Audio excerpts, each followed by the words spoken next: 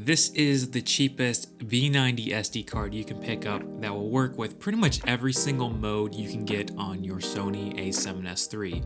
So let's dive into this silicone power 128GB SD card.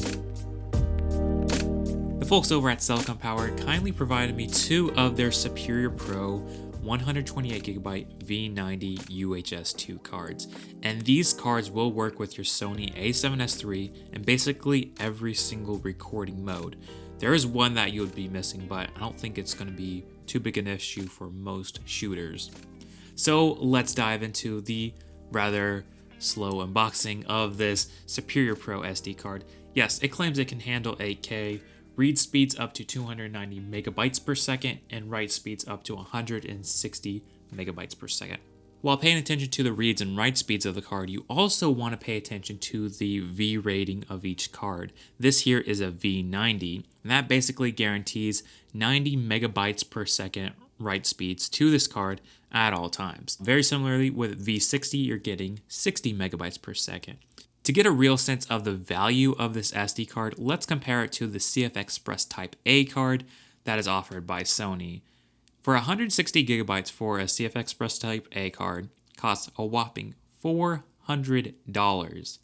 Quite the difference compared to $55 on this 128 gigabyte version. And really, what benefit are you getting? Well, you are getting some durability, build quality shenanigans.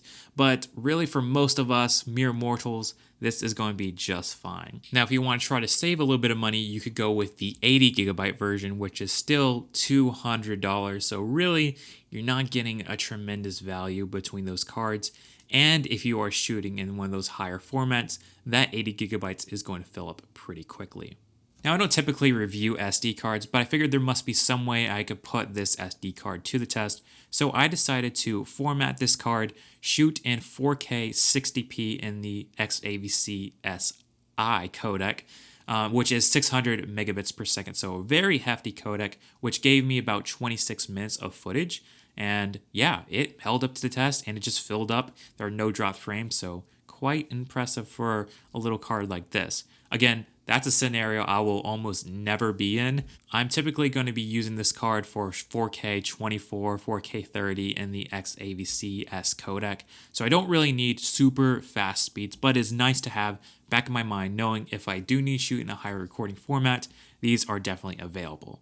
Currently, Silicon Power only offers the 128GB version for the V90.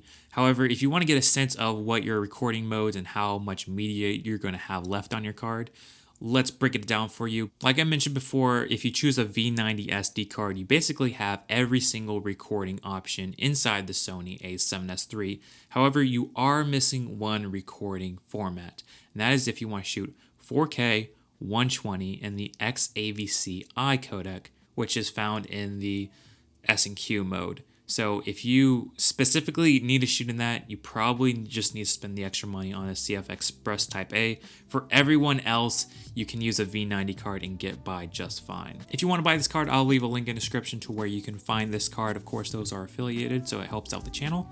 Other than that, I hope you guys have a lovely day, and I'll see you guys in the next one.